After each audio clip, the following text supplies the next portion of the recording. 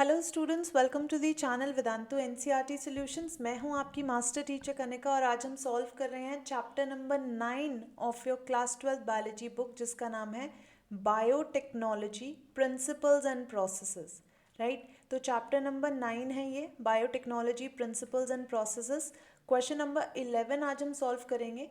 Explain briefly PCR, restriction enzymes and DNA, chitinase. Right, तो यहाँ पर 3 टर्म्स हमें एक्सप्लेन करने को बोला है। स्टार्ट करते हैं हम पहली टर्म से, जिसका नाम है पीसीआर।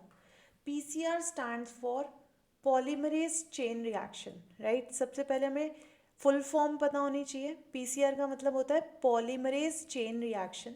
ये एक ऐसी रिएक्शन है जिसको करके हम एक डीएनए स्ट्रैंड की बिलियंस ऑफ कॉपीज बना सकते हैं। Right, so PCR is a reaction, is a process by which multiple copies of a gene of interest can be created. Multiple copies of a gene of interest can be created. Gene of interest means जिस भी gene को आप amplify करना चाहते हैं, right, can be created और formed. This is known as PCR. Right, अब अगर इसकी डिटेल में बात करें तो बच्चों it takes place through 3 major steps. 3 steps के थ्रू पीसीआर होता है, जिसमें से सबसे पहला step is denaturation of DNA. सबसे पहला स्टेप है डीनैचुरेशन ऑफ डीएनए. तो जैसे नाम से ही हमें समझ में आ रहा है, denaturation means double helix of DNA को डीनेचर करना. डीनेचर करना मीन्स ब्रेक करना, दोनों ही स्ट्रैंड्स को सेपरेट आउट करना. सो डीनैचुरेशन स्टेप में क्या होगा, दोबारा से लिख देती हूँ मैं यहाँ पर heading. Denaturation, it is a step in which denaturation of DNA takes place. Denaturation means कि डबल स्ट्रैंडेड डीएनए को हीटिंग से या मेल्टिंग ऑफ डीएनए से अलग अलग कर दिया जाएगा. In this step double stranded DNA is converted to a single stranded DNA by heating at high temperature. और बच्चों ये जो टेम्परेचर है ये बहुत हाई जा सकता है, up to more than 90 degree celsius. Right, this is the first step of PCR. Second step कहलाता है अनीलिंग. अनीलिंग में आप क्या करेंगे, ये जो आपने दोनों स्ट्रैंड सेपरेट किए हैं डीएनए के, for example this is 5 prime to 3 prime, this is 3 prime to 5 prime. तो आप क्या करेंगे, दोनों ही स्ट्रैंड्स पर एक छोटी छोटी स्ट्रेच ऑफ सीक्वेंस ऐड करेंगे, जिसको हम बोलते हैं प्राइमर. दोनों ही स्ट्रैंड्स पर आप छोटी सी सीक्वेंस लगाएंगे of a RNA strand. Right, RNA की 8 to 12 न्यूक्लियोटाइड्स लॉन्ग सीक्वेंस लगाएंगे, जिसको हम कहेंगे प्राइमर. ये प्राइमर एक्ट करेगा एक कोएगुलम की तरह. राइट, एक इनिशिएशन पॉइंट की तरह, जहाँ पर आपकी पॉलीमराइजेशन स्टार्ट होगी, जहाँ पर आपका कॉपी नंबर इंक्रीज होना स्टार्ट होगा. सो annealing, so I'm writing the definition. It refers to addition of primers. Primers means oligonucleotides of RNA. Oligonucleotides means 8 to 12 nucleotides long का RNA. Right, oligonucleotides of RNA at both the strands of DNA. जो दोनों strands हमने separate किए उन दोनों पर attach करेंगे at both the strands of DNA. Right, next and last step is polymerization. Polymerization एक ऐसा स्टेप है जहाँ पर आप डीएनए को इलोंगेट करेंगे. राइट, ये जो आपने प्राइमर्स लगाए हैं ना, इन्हीं प्राइमर्स को अब आप इलोंगेट करेंगे in the opposite direction. So right down, polymerisation will be taken place with the help of a special enzyme, DNA polymerase. The enzyme DNA polymerase extends the primers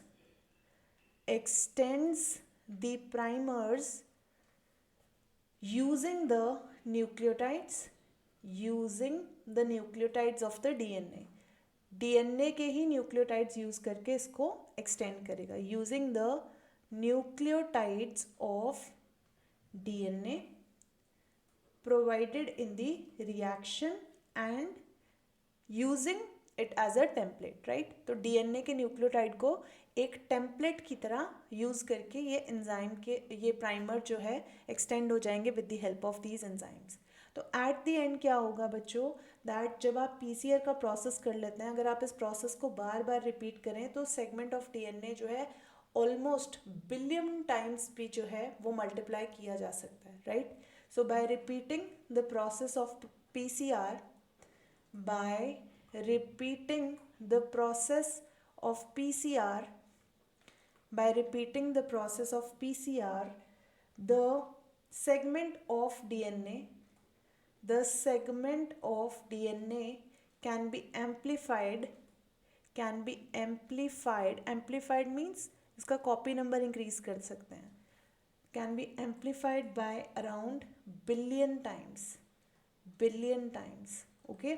तो अगर आपने 1 डीएनए से शुरू किया तो आप बिलियन कॉपीज भी obtain कर सकते हैं। So that was our first term जिसका नाम था पीसीआर। अब हम चलते हैं सेकंड टर्म की तरफ। सेकंड टर्म हमें जो डिफाइन करने के लिए कहा गया था बच्चों, that is restriction enzymes, right, restriction enzymes. तो बच्चों ई कोलाई के अंदर 2 तरह के एंजाइम्स जो हैं आइडेंटिफाई किए गए थे, डिस्कवर किए गए थे। इनमें से एक एंजाइम था रिस्पॉन्सिबल मिथाइल ग्रुप ऐड करने के लिए टू द बैक्टीरियल डीएनए, जो उसको प्रोटेक्ट करेगा, और दूसरा एंजाइम था that is responsible for making cuts in the DNA itself. तो ऐसा एंजाइम जो डीएनए को ही इंटीरियर पोर्शन से, इंटरनल साइड से कट करने में हेल्प करे, it is known as restriction endonuclease enzyme. So right down two enzymes responsible for restricting the growth of bacteriophage. Restricting the growth of bacteriophage means कि ये दोनों ही DNA bacteria में इसलिए present होते हैं ताकि वायरसेस इन पर अटैक ना कर सकें, और बैक्टीरिया पे अटैक करने वायरसेस को हम क्या कहते हैं, bacteriophage. To restrict the growth of bacteriophage in E. coli were discovered. One of them added methyl group to the DNA.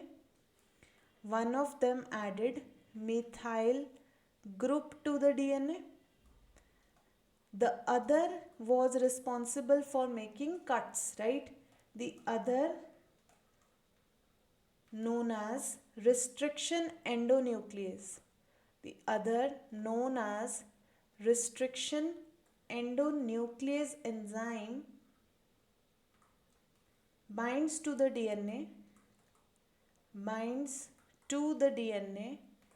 and cuts the DNA.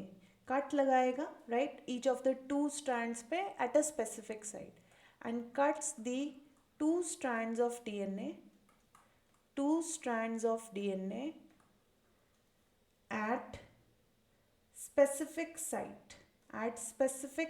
site or points called palindromic sequences. At specific points of palindromic sequences, right. तो ये हो गई आपकी 2 terms, और last term जो आपको define करने के लिए पूछी गई थी दैट इज काइटिनेज एंजाइम। तो बच्चों हमें पता है कि जब हमें डीएनए आइसोलेशन करना होता है तो सबसे पहले हमें किसी भी सेल की सेल वॉल रिमूव करनी पड़ेगी, और काइटिन मटेरियल की जो सेल वॉल होती है वो मिलती है हमें फंगल सेल्स में, राइट। सो काइटिनेज एक ऐसा एंजाइम है जो आपको फंगल सेल वॉल रिमूव करने में काम आएगा और during DNA isolation. Chitinase is an enzyme required to break down or digest the cell wall in case of fungi. To break down or digest the cell wall in case of fungi, to isolate DNA from inside.